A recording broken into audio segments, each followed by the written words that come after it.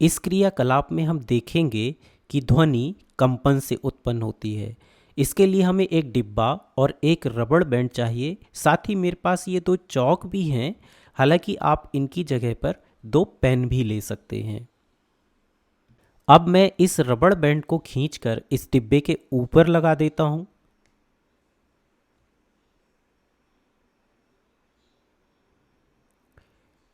इसके बाद मैं डिब्बे और रबड़ बैंड के बीच में ये दोनों चौक लगा देता हूं।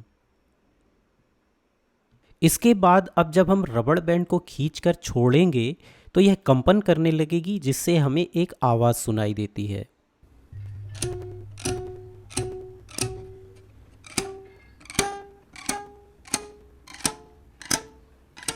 लेकिन जब रबड़ बैंड कंपन करना बंद कर देती है तो हमें कोई आवाज़ सुनाई नहीं देती। तो इससे पता चलता है कि ध्वनि कंपन से उत्पन्न होती है। संगीत के अधिकांश वाद्य यंत्रों में भी कोई न कोई कंपन करने वाला भाग होता है जिससे ध्वनि उत्पन्न होती है। आइए हम विभिन्न वाद्य यंत्रों की आवाज़ सुनकर इसे समझते हैं। हम यहाँ पर यह भी समझ सकते हैं कि वाद्य यंत्र में कौन सा भाग कंपन कर रहा है जिससे ध्वनि उत्पन्न हो रही है। तो सबसे पहले चलिए हम सितार को सुनते हैं।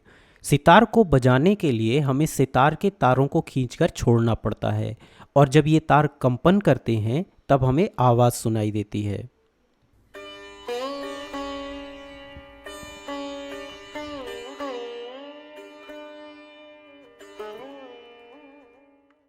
इसके बाद आइए गिटार को देखें। यह भी सितार की तरह ही बजाया जाता है, यानी इसमें भी हमें तारों को खींचकर छोड़ना पड़ता है जिससे तारों में कंपन होता है और ध्वनि उत्पन्न होती है।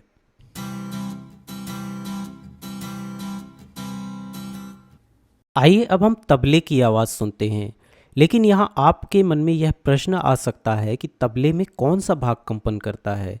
वास्तव में जब हम इस यंत्र की ऊपरी सतह पर अपना हाथ मारते हैं तो इसकी इस ऊपरी सतह में कंपन होने लगता है और इसी कारण इसमें ध्वनि उत्पन्न होती है।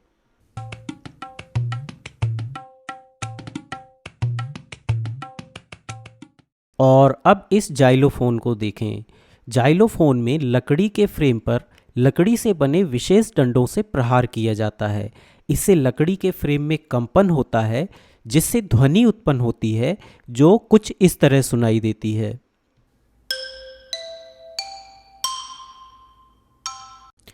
तो इस तरह के कई और उपकरणों को हम देख सकते हैं, लेकिन इस क्रियाकलाप से आप यह समझ गए होंगे कि ध्वनि कंपन से उत्पन्न होती है।